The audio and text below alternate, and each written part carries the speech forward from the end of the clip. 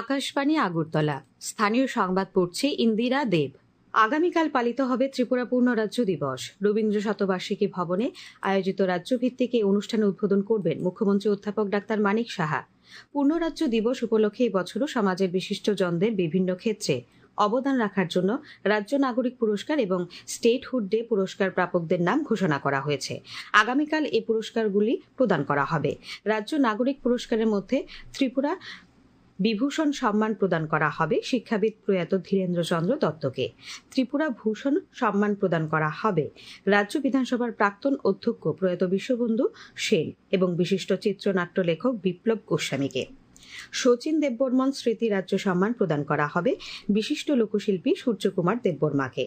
মহারানী কাঞ্চনপ্রভা দেবী স্মৃতি রাজ্য সম্মান প্রদান করা হবে কামালঘাটের চম্পা দাসকে এবং বিজ্ঞান ও পরিবেশ সংক্রান্ত কার্যাবলীর জন্য স্টেট অ্যাওয়ার্ড দেওয়া হবে বীর বিক্রম মেমোরিয়াল কলেজের associate professor HOD doctor Arijit দাসকে। এছাড়াও অনুষ্ঠানে স্টেটহুড ডে অ্যাওয়ার্ডে গুড সিটিজেন অ্যাওয়ার্ড প্রদান করা হবে পূর্ব প্রতাপগড়ের গৌতম দাসকে। এছাড়া শ্রেষ্ঠ শিক্ষাবিদ হিসেবে বিলোনিয়ার লক্ষণ মালাকারকে, শ্রেষ্ঠ ক্রীড়াবিদ হিসেবে নতুন নগরের শ্রীপর্ণা দেবনাথকে স্টেটহুড ডে অ্যাওয়ার্ড দেওয়া হবে। প্রধানমন্ত্রী নরেন্দ্র মোদী এবং সংযুক্ত আরব আমিরাতের রাষ্ট্রপতি শেখ মোহাম্মদ বিন জায়েদ আল নাহিয়ান সীমান্তবর্তী সন্ত্রাসবাদ সহ সকল ধরনের সন্ত্রাসবাদের নিন্দা জানিয়েছেন। উভয় নেতা জোর দিয়ে বলেছেন, যে কোনো দেশেরই সন্ত্রাসী কর্মকাণ্ডে অর্থায়ন, পরিকল্পনা, সমর্থন বা সংগঠিত ব্যক্তিদের নিরাপদ আশ্রয় দেওয়া উচিত নয়। সন্ত্রাসবাদে অর্থায়ন রোধ এবং অর্থ পাচার বিরোধী প্রচেষ্টা জোরদার করার জন্য আর্থিক কর্মকাণ্ডের টাস্ক ফোর্সের কাঠামোর মধ্যে সহযোগিতা অব্যাহত রাখতে উভয় নেতা সম্মত হয়েছেন। তিনি গতকাল নতুন দিল্লি পৌঁছেছেন।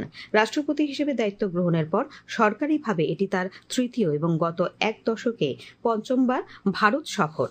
কৃষি ও কৃষক কল্যাণ মন্ত্রী শিবরাজ সিং চৌহান অভিযোগ করেছেন, বিকশিত ভারত রামজি আইন নিয়ে কংগ্রেস দেশের মানুষকে বিভ্রান্ত করছে।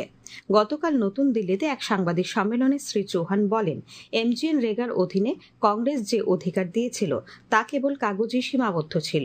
কংগ্রেস তার ধারণা, আদর্শ এবং নীতি পরিত্যাগ করেছে এবং দেশের উন্নয়ন বা দরিদ্রদের কল্যাণের সঙ্গে তাদের কোনো সম্পর্ক নেই বলেও মন্ত্রী অভিযোগ করেন।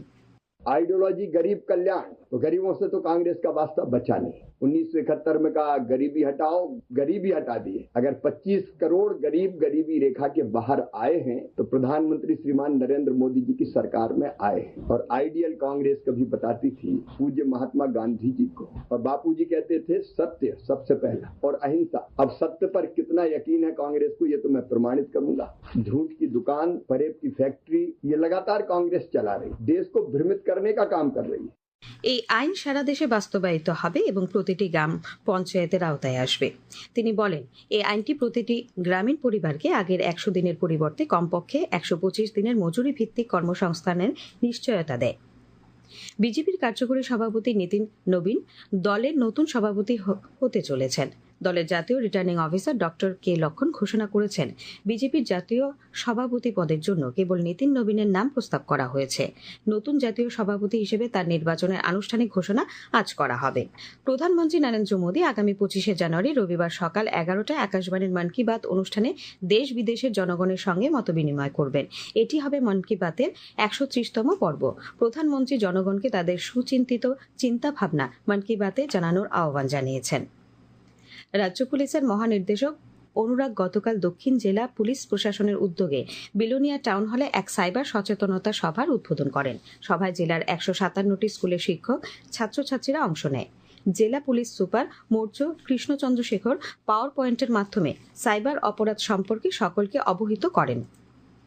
প্রজাতন্ত্র দিবস উদযাপনের অঙ্গ হিসেবে গতকাল অমরপুরের ছবিমুড়ায় গোমতী নদীর তীরে এক ব্যান্ড শো প্রদর্শনী আয়োজন করা হয়। ভারতীয় প্রতিরক্ষা মন্ত্রক আয়োজিত এই ব্যান্ড শোতে অংশগ্রহণ করেন TSR 5ম ব্যাটালিয়ন এবং BSF এর 108 নম্বর ব্যাটালিয়নের জওয়ানরা।